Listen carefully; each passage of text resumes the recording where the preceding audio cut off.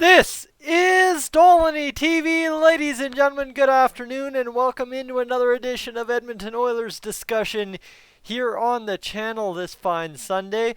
You know what? Severe thunderstorm watch in southern Alberta. Like I said on Friday, it was a beautiful day. No severe thunderstorm watch. This life was good. Saturday, we got through anything, got able to cut the grass, all good. And now today, back to the whole storm watch. So here we are, getting ready to discuss some more Oilers news, right? Yesterday we had a ton of Oilers news, but it was actual breaking news. Today, I'm going to take a step back. Had a chance to take a few minutes today to watch my good buddy on YouTube, Leggo Rocks 99. I don't know if you guys watch his stuff. He does a lot of prospect stuff, but mainly he does that good old Vancouver Canuck stuff, right? He's taking care of the West Coast for us here on YouTube 99% of the time. However, today he was taking a look at an article talking about Jack Eichel trades. Let me get this proper sized for you. So he was looking, he did a video on Jack Eichel trade offers, Edmonton Oilers, Connor McDavid, New Jersey Devils, Jack Hughes, Nico Hischier. You wonder why I'm interested in watching that video. You have, quite honestly, right there, you already know, right? So, that gets me thinking. Absolutely. Am I going to say anything that he said in that video? Am I going to say anything about Jack Eichel for Connor McDavid? No, that's, you know where I stand. You don't need to ask me where I stand. You can guess where I stand if you don't know where I stand. The reason I came up with something based on that is going through what Gio was saying about the whole situation with the Sabres only being okay if Connor McDavid was coming back in that trade. And then I'm going on to explain basically, well, the Oilers have so much more to choose from when it comes to players that would be of value to the Sabres. There's a catch to that, and it's probably not a comfortable catch at this point for a lot of Oilers fans because it's a part of our recent, very recent history that we don't look at so fondly, myself included. But it's something that I think over the next 5-6 years, as this team really transitions away from kind of the last few GMs to the last two we've had, we'll really kind of see the impact. And what I mean in that, you've seen the title, you get where I'm coming from. The whole Peter Chiarelli era, I know when I was very critical towards the end there, when we were talking about firing him, when he was fired, all that, what I was very critical of was building the team for success now, right? He made enough moves to try and appease fans' concerns of the team not being competitive enough to make playoffs, this or that. We made the playoffs once under Peter Chiarelli, which is a lot better than we did under a lot of previous GMs since 05-06. But the real question was, like, Peter Chiarelli wasn't doing much to try and make us win now in those 2 years there after the playoff run. Well, all of a sudden now, we're starting to see kind of where Peter Chiarelli's focus was starting to pay off in terms of winning now.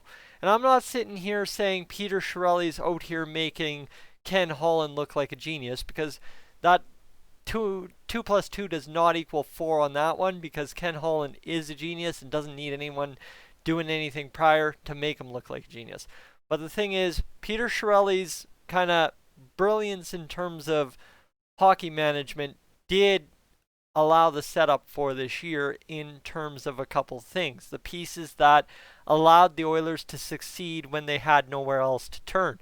And that being the farm club, right? The last place they had to turn for success was the farm club and getting young guys to produce. And these young guys wouldn't be here without Peter Chiarelli. And you can say about the scouting department and stuff as well, and probably fair as much. So that's kind of the thing, right? Is we look back at the Peter Chiarelli days, and I don't look back at him fondly, because let me tell you, 18-19, you guys saw it. I was not an enjoyable guy to watch most nights, but here we are now after a very successful 19-20 regular season, a day away from training camp beginning for the 2020 playoffs, and now we're starting to see just the early trickle-down effect of Peter Chiarelli not focusing on winning, but Peter Chiarelli focusing on rebuilding the farm system just in the very earliest stages of paying off.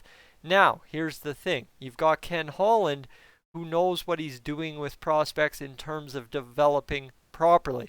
And that's the thing. You can kind of accuse Peter Chiarelli of not knowing how to do that to the fullest extent that a guy like Ken Holland might know how to do. So just briefly, if you would, go to hockeydb.com and look at the past drafts under Peter Chiarelli, going back to the 2015 draft to the 2018 draft. There's 4 under him. You've got Connor McDavid, guys. That there's no credit that goes to Peter Chiarelli on that one. Caleb Jones, Ethan Bear, though, credit does go there for getting the scouting department aligned to get 2 NHL caliber players without having a second and third round pick in that draft.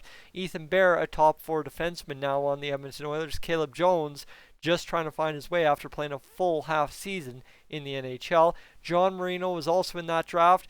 Well, maybe not the best draft pick, but Ken Holland, again, right? Ken Holland's a guy that knows what he has in this farm system that was built by Chiarelli, and now he knows how to deal with it. We got a 6th round pick from Marino. A lot better than just letting him walk away.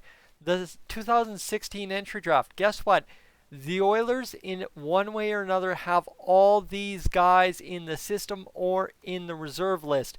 Puljujarvi, Benson, Niemelainen, Carnes, Berglund, Wells, McPhee, Rasanen, and Vincent Desharnais. All those guys are still under the Oilers' whole prospect pool.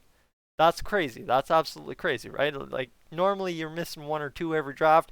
After a few years, we are not missing a single one of those guys. Same with the 17 draft. You've got Yamamoto, Skinner, Samorukov, Safin, Maximov, Brendamore, Kemp. Now you talk about the top 4 guys, top 5 guys in each of the 16-17 draft. Those are guys we look very seriously, maybe except Matthew Carnes. I don't know, quite honestly, the last time I heard anything about Carnes. But the top 5 guys, we still look in those 2 drafts very seriously as guys that will, in one way or another, pay off very handsomely for the Oilers moving forward, right? Obviously, Yamamoto, yes. Puljujarvi is going to be worth something, whether he's a player, whether he's a trade bait, whatever, he's going to be worth something. Benson going to be worth something. Niemelainen, we just signed him, he's going to be worth something. Philip Berglund, going to be worth something, right? The article from the Edmonton Journal just came out. Stuart Skinner, we're hoping he is an NHL caliber goalie sometime in the next 2 years. We'll find out, but I think the plan is Stuart Skinner will still turn into something. I know guys on the farm really don't like him, and I'm not talking players, I'm talking fans, but we'll figure that one out. Samorukov, right? We're talking a big time payoff hopefully there after his year in Russia. Ostap Safin, still hoping for him to turn out to be absolutely something. His full year in the AHL coming up. Kirill Maximov, good start to the year in Bakersfield, right? Obviously, just getting that pro experience. Now we get to see it pay off next season, whenever that may be. Now you move on to the 18 draft where we only had 5 draft picks. Bouchard, McLeod, Rodrigue in the top 2 rounds. And then you have Kesselring that everyone keeps talking about, and Patrick Sekinen, who's the 7th round pick. That's going to be that sneaky 7th round pick for whatever reason, I'm sure. Right there, guys. That is a long list of guys that, the thing is, right, I'm not here to defend Peter Chiarelli's job of managing the NHL team, but in terms of the farm club, these are guys, right, everybody listed in that draft that are going to pay off down the road. And as much as it will be all on Ken Holland, technically speaking, these are guys that are not here without the Peter Chiarelli era. So to kind of go back to that whole Leggo Rocks video, right? Obviously, the Oilers before Peter Chiarelli didn't have much of value in the farm system, much outside of a certain couple of guys. And now all of a sudden, as I just listed off, guys up and down the depth charts that could pay off and could be valuable assets should we need to trade for an actual NHL piece before they're ready. And that is absolutely crazy that, you know what, right now and probably for the past 3 to 4 years, 3 years, and a span of from 3 years ago to all the way probably end of next year, we'll still look back at the Peter Chiarelli era with a lot of kind of anger.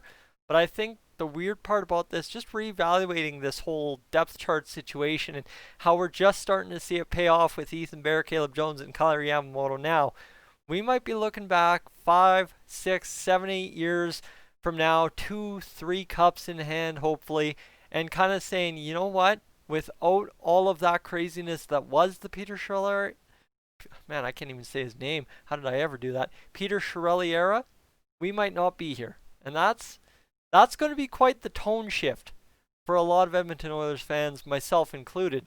But it's just something that as we get prepared for what's going to be a crazy run through the NHL playoffs that will hopefully lift us the Stanley Cup for the first time since 1990, it's going to be absolutely insane to see that a little bit of bad history is going to start turning into a lot of good history right here quick.